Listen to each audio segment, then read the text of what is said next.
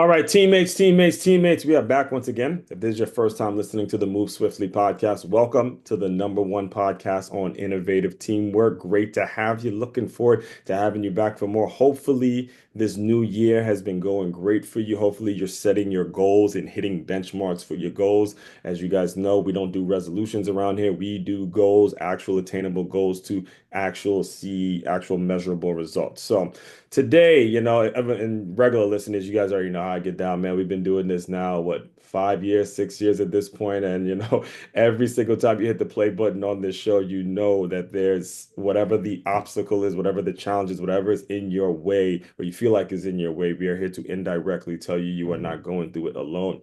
And today, I have a lady, Miss Simone Giordan, who is going to eradicate any excuses, anything that you may have been thinking that's holding you back in life. You better remove it right now. Because when I tell you the amount of things that she has had to live through that you would have never known, and she wakes up, she walks around with a smile, does not allow herself to have the victim mentality and all that, even though there's so many health challenges. I mean, there was one story you told someone about you were just breathing and you had to end up in the hospital. So, I couldn't imagine having to deal with that much, health scares and all that. She has a great concept in terms of being courageous, boldly speaking your truth, and finding that work-life balance. So, Simone, welcome to the show. Thanks for having me here today, Aswan. I'm really looking forward to this conversation. I mean, let's just start right there, man, because as a former football player, a coach, I scouted. I've been involved with athletics and fitness virtually my entire life. And there'd be times where I'd be playing, and then you have a teammate. We do the running, the conditioning. It's like, oh, coach, I got asthma. Coach, I got asthma. I can't do it, coach. I got asthma. And again, some of them actually did. Some of them did. They're getting out of it. But you grew up with a lot of different health challenges that caused, just basic things to happen to you where you were concerned. So can you kind of speak on your upbringing just a little bit to kind of set the frame, set the foundation for the conversation so you understand, so people understand what you had to deal with, some of the challenges that you dealt with growing up before, you built up what you built. Yeah, I think I was really super fortunate in that my father had a lot of health challenges. He had a heart attack early 40s. He had double bypass heart surgery before it was really known to be a thing. I mean, they kept patients unconscious for 3 whole days. No family could see or anything. 20 years later, you're in there an hour later. Wow. And he had cancer a couple times, and there was never any pity or self-pity. There was just, let's band together, let's help. It just almost was just a normal part of life. Here's this challenge. Let's make the most of it. In fact, I have so many great memories at hospitals, with using humor, just being there for each other, really truly being there. Mhm. So I consider myself very fortunate that health challenges were not looked at as this really bad thing. They just were part of life. Wow, man, that's So, that's heavy, man. So my father, since I was in middle school all the way through my freshman year in college, he didn't have a kidney, and I remember it mhm, shook all of us up, especially me being that impressionable age, and yes, he had the same mentality that you described it. He's yeah, just going through it, doing the dialysis, never allowed himself to be a victim, woke up mhm, dialysis, and he ran his own business. So he has it. I remember him putting his briefcase, going to work every day, and never allowed himself or his kids to feel like this was going to be some pity party. In fact, I remember him yeah, telling me one time, "Don't be telling people about my chronic. I don't need no pity from anyone." So mhm, that's shout out to Pop. yeah. Both of you. That's Yeah. And I was also the youngest of 6 children. It was 4 boys, then 2 girls. So there were so and many this is in broken Pittsburgh, bones. correct? Hour and a half north, I lived in Pittsburgh for many years, but I grew up in a small town north of there. Exactly, and So that's like that steel, like blue collar, yes, ethic city. Yeah. yes, many broken bones, many hospital runs only when there's like really serious things that you can't really wait till the next day, Yeah. and so forth. So that was just part of my normal. And it's interesting because my husband, they never had a broken bone or anything in any health thing because there was such health, or that any health thing was a big, big deal. And it's a different mindset, Mhm. can be a different mindset. So that really played a role. I learned very early on that some of the most compassionate people and most giving and caring people just had so many health challenges, but you didn't see that in them. You saw the love and Mhm. support. So that really was a huge, huge gift. So So, I actually was born with some lung issues. And my very first memory that I have, I woke up in the middle of the night. I was probably three years old, and I remember struggling to breathe and kind of making my way to the hallway in the dark. And I just remember my mother swooping me up into her arms, taking me into the kitchen, giving me this medicine. And, once I got that breathing issue got under control, being put back in bed. mhm. So again, it was this caring, nurturing around it. And the next day you just go on. Right, So that having had those kinds of health issues as a child, sometimes people outgrow them, sometimes you don't. right, So mine just kind of kept layering upon till if we fast forward to last day of my corporate career, right. at that point, I had a bad accident, severe neck and back injuries. I'd already been working out of a conference room for a year because I couldn't do the walk between buildings. And Right. I just wanted to go get coffee. And it's a block away. And I was trying to stay awake, to be honest. Well, uh, I know yeah. that feeling. I just had a cup just ago, so I'm not like wired like this all day. Trust me, I Yeah. need the coffee too. Yeah. I was doing system conversion, system projects, rolling out products to 3,000 people. So it was a pretty intense job. And I got down, beautiful sunny day. Was on the busy street sidewalk of downtown Pittsburgh, and traffic zooming by and pedestrians were passing me. And I just was trying not to fall down. I was leaning against the wall, and I just literally could not get my one leg in front of the other. And a couple coworkers came walking by and they saw me. They wanted to call an ambulance. I'm like, no, no, no, please don't. Because at this point, I didn't want the expense. I didn't want the that kind of attention. And I didn't want a bunch of expensive tests with no more answers because I'd already been trying to get answers for a couple years. So they got me back. We called my husband. He came and got me, and he's like, "Why don't you just leave this job? It's killing you." I was like, "What?" It's like my career. But I did. I went in and gave 5 weeks notice the next day. So when it comes to, when you go back to the 3-year-old story that you told, and then you Yeah. kind of think about what school was like, competing for sports had to be tough, maybe making friends and all that kind of stuff. How would you say things were through those years, and what landed you in this corporate role that was so intense? You know, Yeah. clearly it seemed like, hey, if you have this situation, now I'm going to try to do something that's a little more relaxing, or I'm going to sort of cater my life steps that's going to Yeah. be work around my health issues. I don't feel it really impacted friendships so much. Right. Even though looking back, I remember there was times I was getting ready to go to a friend's birthday party and I was real susceptible to blood poisoning. So I'd have to take care of that for an hour and arrive late. It didn't really, it was just part of my life. My Mhm. friends are my friends, and I don't feel like in high school or grade school that really impacted. I mean, there was even times I broke out from the sun, literally allergic reaction. So I would have to stay in for recess in third and fourth grade at times. But I love Now, to were you read. able to were you interested in extracurricular activities outside? Yeah. Oh, yeah. I was in Were a you able to- lot. So these were like sporadic things. It actually, I was allergic, found out later it was the sunscreen I was allergic to, the paraben stuff, the chemicals. So in conjunction with the sun. So I don't feel like it really impacted me in high school and grade school and stuff, even though I had to sit back and cut some things out. I was an achiever. I was valedictorian, so I love to learn. Yeah. So my focus was always on learning. And I wanted to be in basketball and volleyball. I couldn't be. I was in track. When I was in eighth grade, we had our junior high relay team competed with the high school team Mhm. and actually beat them. There you go. Yeah. But Stay with your chest, talk your stuff. so I love sports. I mean, I grew up in the country riding dirt bikes and all that. So Yeah, I mean, listen, I grew up I know that area. I know there's quite a few people yeah, in that area, Steel Town. There's a lot of pride that comes with yeah. Steelers and the way they go around. Yes. Oh my gosh. Yeah. And it can be a lot of fun to be involved in that. Mhm. But my track career was a few months at most. I got to where it was so painful to try to walk. My last day of track, I was 14. I remember just being in absolute tears with the knee pain, absolute tears. And it's through high school, probably the only thing I actually ever quit Mhm. because you still count, you finish what you start. Exactly. And I couldn't, I couldn't lay on my stomach to sleep. The pain was so intense. And I did end up having surgeries.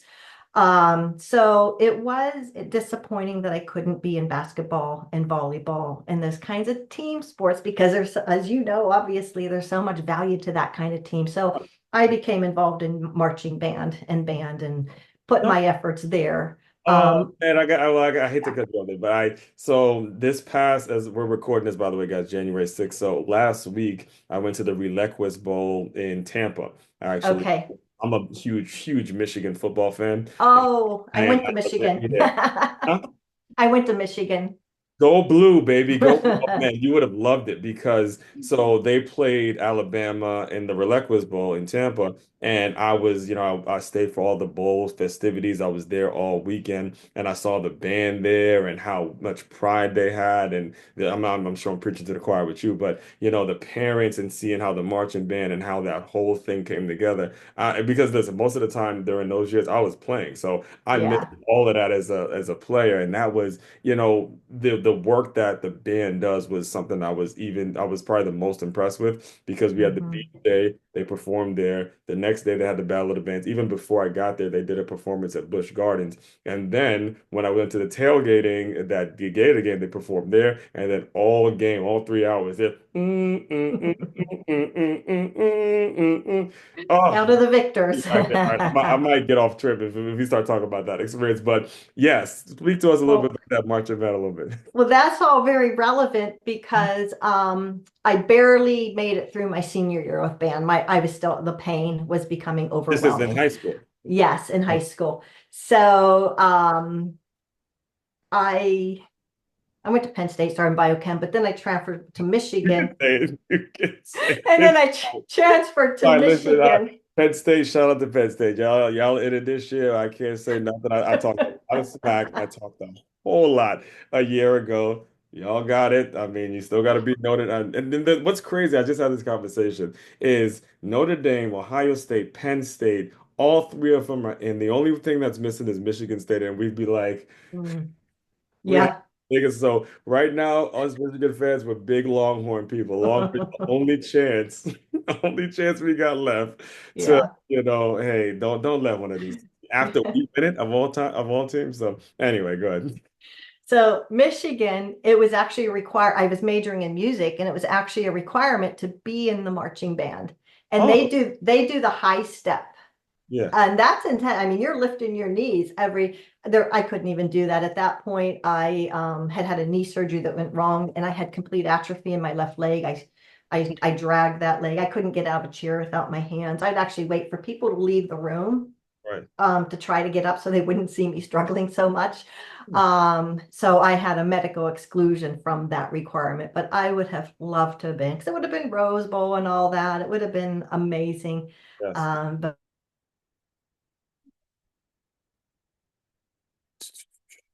All right.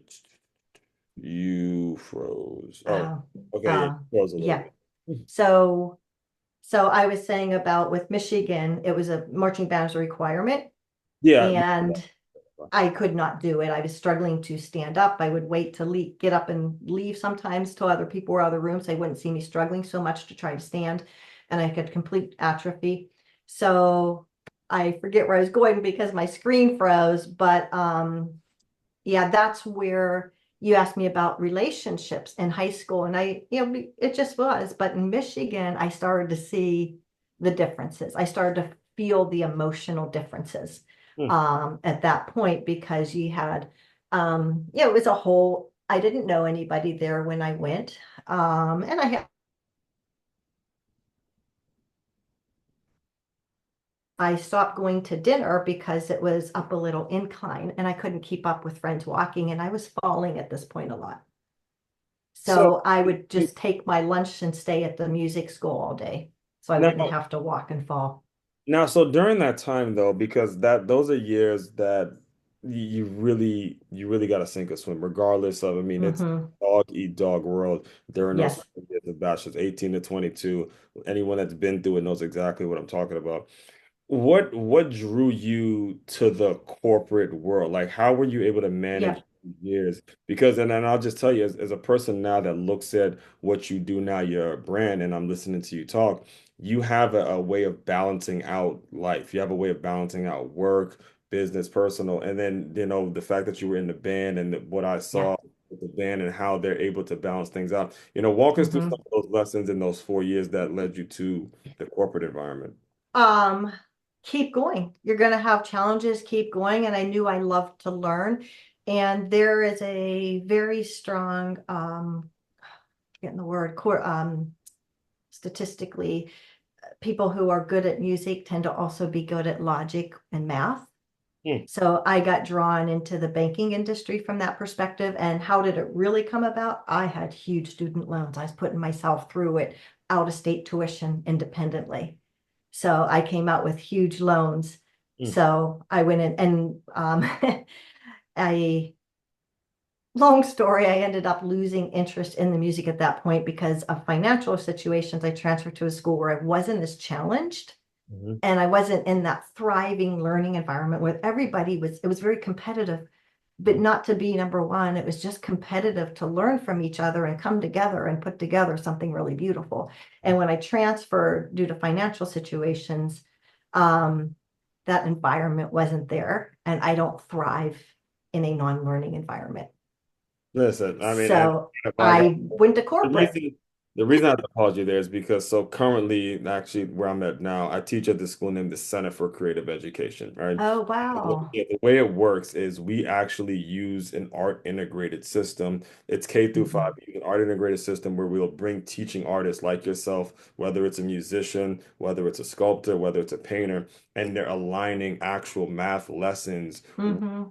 the actual art. And I think what you just said was incredibly, incredibly powerful because, I didn't even realize, hey, when you're a musician, math might actually become easier, might make sense. It might, instead of just giving you a quadratic equation, you're actually seeing why this adds up to this and why this chair is going to be measured to this. So then that actually is an applied learning Mhm. method. And I think that's incredibly, incredibly important. Now, when you get to this corporate work environment, were you having those feelings? Like, were you in a place where it's like, look, the money's good, great, but I'm not, it's not, it's kind of the same stuff. I got to get my creative because I know what it is like to be a creator and like the Yes. creative juices out in some kind of Yes. way. You know what I'm saying? Yes, I progressed through different positions rather quickly. Right. I So had to what go, was it? I Was it like yes, banking? yes, I went in as a temporary employee because I had a music degree. They hired me right away. And then even though I was doing word processing coordinator, my boss started training me on the financial reporting. So I was doing the same thing as the people who had accounting degrees. And Oh, then went into Securities Corp as an accountant. And then I took a lateral move to Huntington National Bank as an accountant. And then I got involved in beta testing with IT. They needed people from that accounting group to do testing. I did that, and then I got pulled into the IT, and then became project management. With PNC, I ended up on the lead person on the work again. There you go. first web-based system deployment for PNC for their commercial credit lending.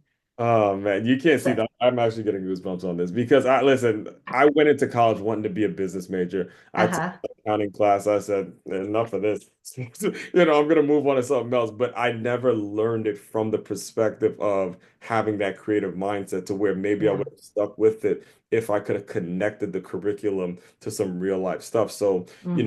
you're going through this, and you had kind of briefly touched on, it, I would love for you to kind of circle back there. When did it become to the point where it's like, look, I gotta start my own business? I'm sure we got to give the husband a shout out for, sticking with you and all that.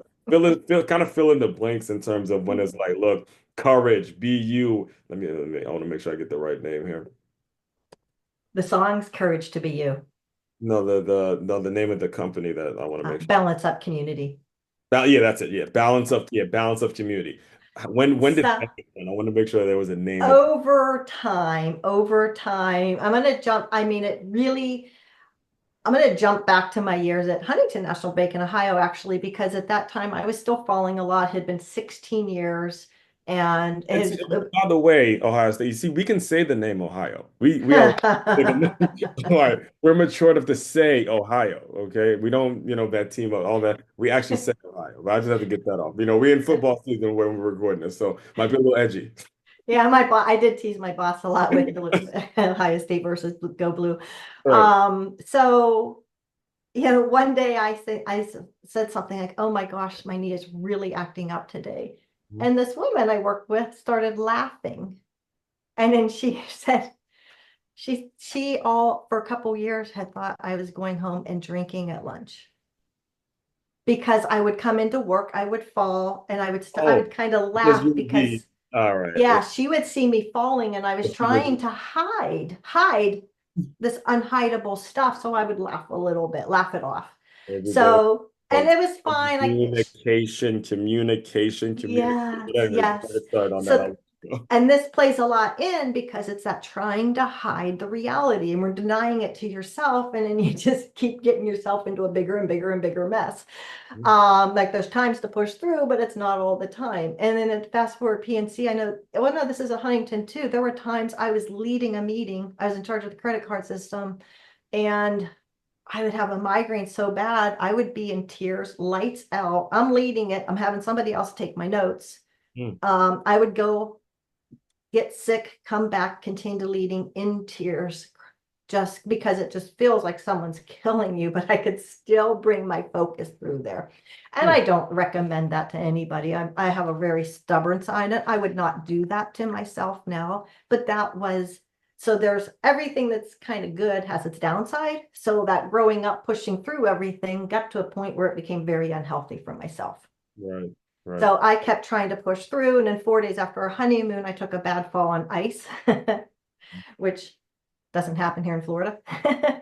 And I sustained very severe back and neck injuries that did not get diagnosed. I broke my ankle, that got diagnosed. So I just got to the point where I couldn't bathe myself. I couldn't get dressed by myself. I was struggling to make my coffee, or breakfast. Even though I'd have the same breakfast, there were days where I had to okay, get a piece of toast, put it out, get an egg. I couldn't do two things at once. And the same with getting dressed. I'd have to go get an article of clothing, get the other. I just could not process it. So that's really, really frustrating when you're used to being super efficient and productive. Independent. Like in your situation, you have you're independent. You grew up with that. Yes, very independent. Yes. Yes, and Yes. I have to speak on that, especially from the man's perspective, because it touches on what a real relationship actually entails. It touches on Hmm. marriage, partnership. It is not the convenient stuff that you see on social media. I No. just kind of putting myself in his and just understanding how difficult it must have been for him Yeah. to really accept that day in and day out. So we got to give him props for, sticking there and taking care of you because one of the things that I remember playing football, our coach would always tell us like, we want to prepare you as men for when your wife gets sick or when there's a situation at Hmm. home where you just may have to figure it out. So, kudos to him for adjusting through all that. Yeah, You just don't plan absolutely. that kind of stuff. And a lot of you kids out there, a lot of you little youngies out there, you think it's a game. Listen, I'm telling you right now, biggest damn commitment you're going to be making, and you need to make damn sure you're making the right decision. So, Yes. And I want to add to that at this point, we've been together 18 years. And that did lead to challenges. it does. So, it put him into a caregiving role, which he is by nature. So Mhm. that became part of identity. Mhm. So it's important in that kind of situation, or no matter what your personality, I think it is a lot of strain Mhm. to be talking with somebody and getting really making sure you're taking care of yourself so you don't lose your sense of self if your partner is in that situation. On the same token, for the individual going through it, you might be in a point of just getting through day to day and surviving at that point, maybe barely, and not in that thriving point, but also realizing that it's easy to lose that sense of self. And sometimes you got to get to the point of fighting to get it back. Right. And I mean, you saying that it goes right into that building balance to empower. So Hmm. walk us through this, man. How did you get your first client? How did you start it? What made it so now it's like now we're no longer in Pittsburgh, we're in Florida. I see the sunshine behind you. We're recording this first week in January. Walk us through when you decided to start it and how you're able to make it something that you're able to do full time. When I left the corporate world, gave my 5 week notice, and I was a mess. I was such, my body was a mess. I Right. still had all these things I wanted to do. So I committed to spending 6 months on my well-being the best I knew how. Hmm. And that's when I didn't have a name for it then, but I fired all my doctors and I put together my own team, which I now call your dream team, Hmm. to like, where are the areas I need to help? What are different ways I can look at this? So this is the start of the work I do now, of the power of I can, of self-awareness. But what I did, I was struggling. So it was like, what can I do if it's 2 in the morning and I can work for 2 hours? So I started with essentially was a virtual assistant in 2008. Wasn't well known. And I got my first client through an online site with RFDs. It was a client, Ireland, Mhm. rolling out a new printer system and selling it to businesses. Hmm. And I had the tech background to know about the spool language and that kind of stuff. So I did market research for them. And that very quickly, so for years, I worked mainly with people from California because it took me so long to get my body moving in the morning. So 11 o'clock my time, I've had a few hours to work on getting mobility, letting the pain go away. That it was 8 o'clock their time. So it was a wonderful, wonderful fit and more laid back than the East Coast was too. Uh, So that's how I got started in business. And I quickly grew, um, quickly grew to the, um, and as a result of growing too quickly without having the strong enough business foundations or business knowledge myself, is I got myself in more health mess again. hmm. So I took a 3 month pause.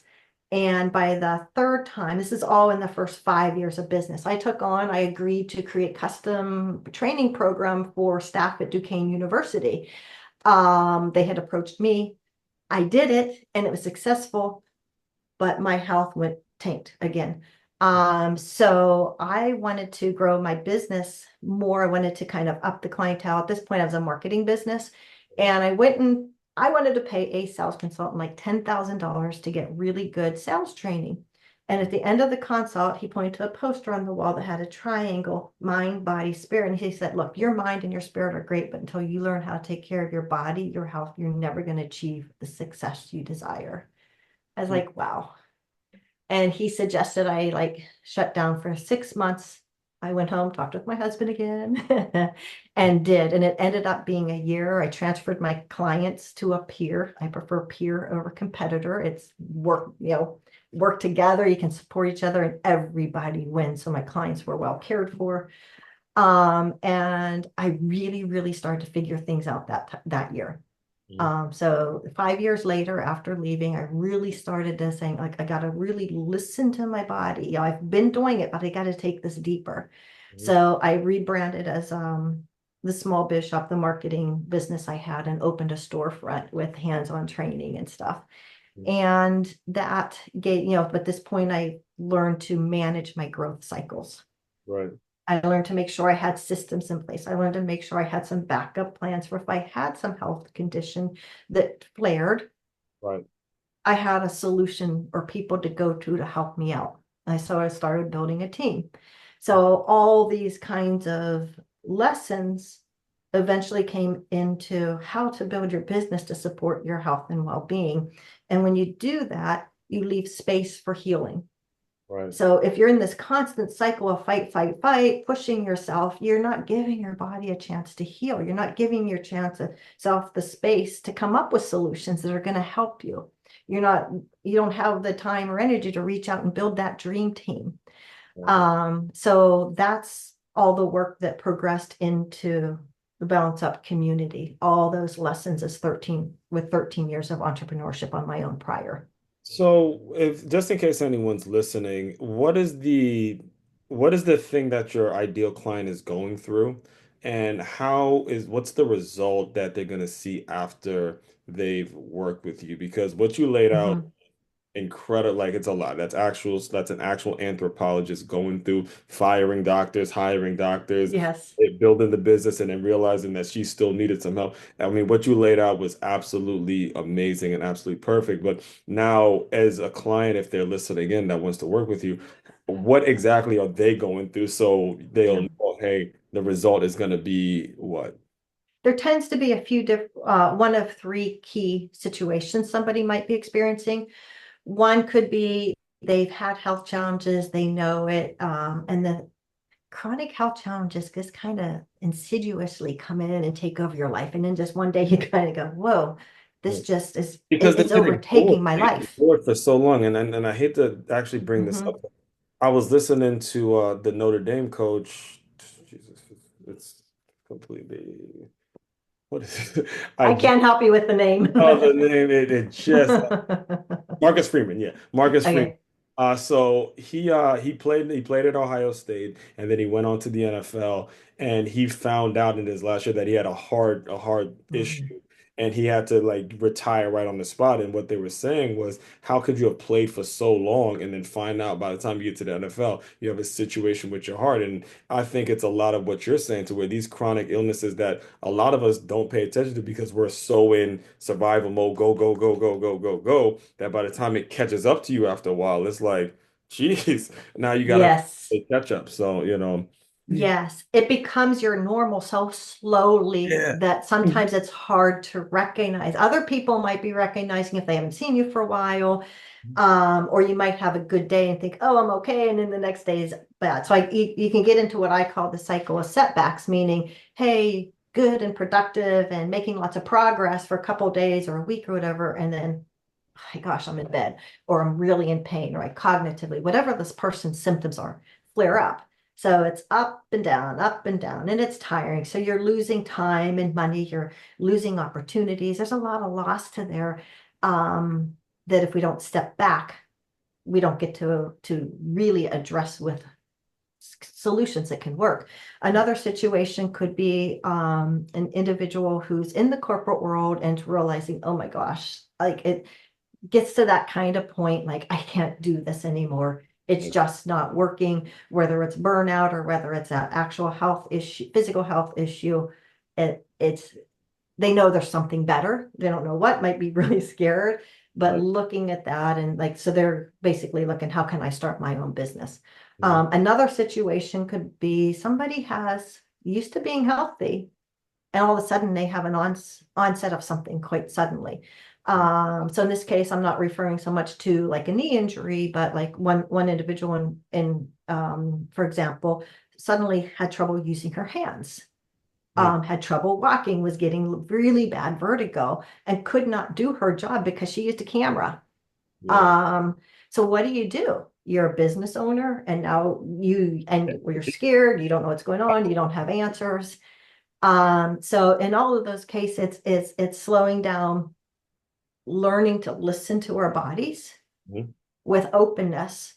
And I actually go through this process of it's like a 6 hour retreat where or we can break it up, or we're going to sort of like really look at all the symptoms and all the triggers and come out away with the red flags. Like what are those symptoms that when they act up, you cannot function well anywhere near optimally, if at all. So for example, at one point, my top number one red flag was my legs aren't really wanting to go right. It's a struggle to walk.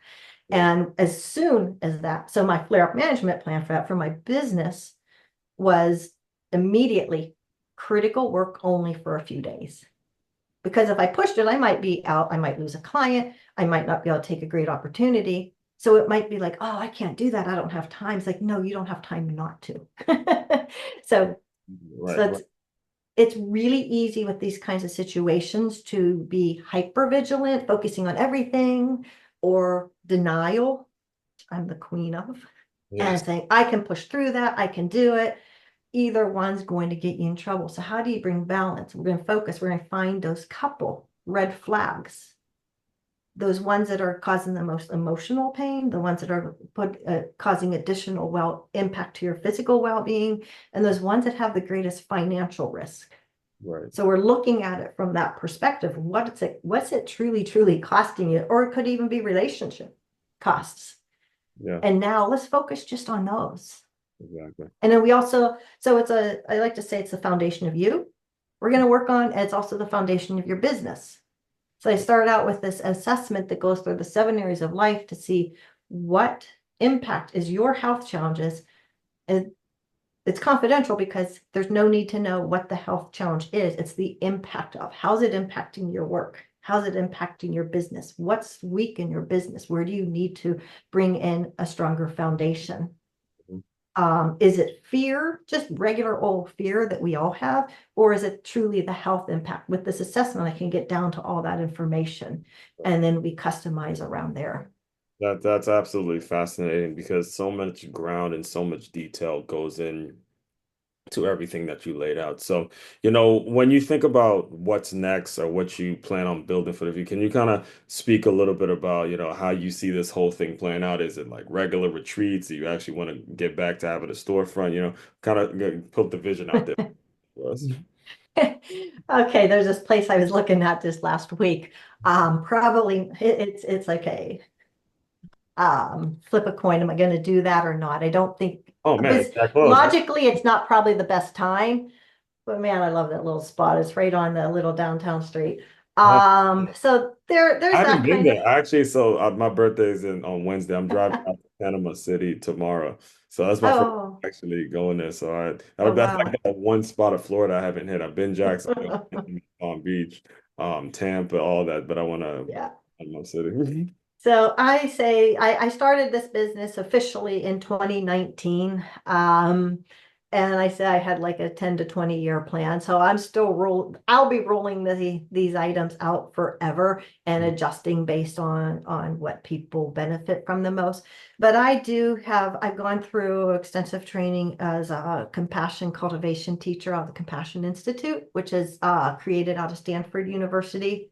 Print Ju Simpa Jupe. I am like pulling a blank on his name. Oh my, I'm so sorry. The Dalai Lama's right hand Up to me, English. actually. Thupten Jinpa was the primary author of. So it's a very intense year-long training program. So I will be doing my practicum for that 8-week compassion program as a certified teacher. Okay. So once I do my practicum, I'll be fully certified. So I'll be bringing more of the mindfulness to the work, because it helps us. And how does that play into business? Well, when we're able to be present and listen objectively without judgment, being more kind to ourselves, then we can work to come up with the solutions so that we can, Mhm. is what it is. So I do have two books I want to write. They will not be this year. I'm more in the process of building out activities, All right.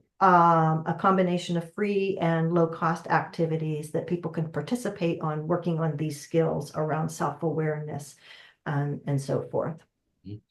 Well, I am here for it, man. I am super, super glad we were able to get this done, man. This has been, I mean, listen, from me as an author and an educator, and again, a teacher, someone that uses the game, I see so much creativity that gets thrown away, in my opinion, and I'm always, always trying to emphasize that. And as you listeners know, especially regular listeners, you guys already know, this is what we do every single day. There's a new episode every single day. So, all that being said, the way I close out all the shows, Simone, is I want you to use your imagination a little bit. Well, actually, first of all, what's the best way for people to get in contact with you?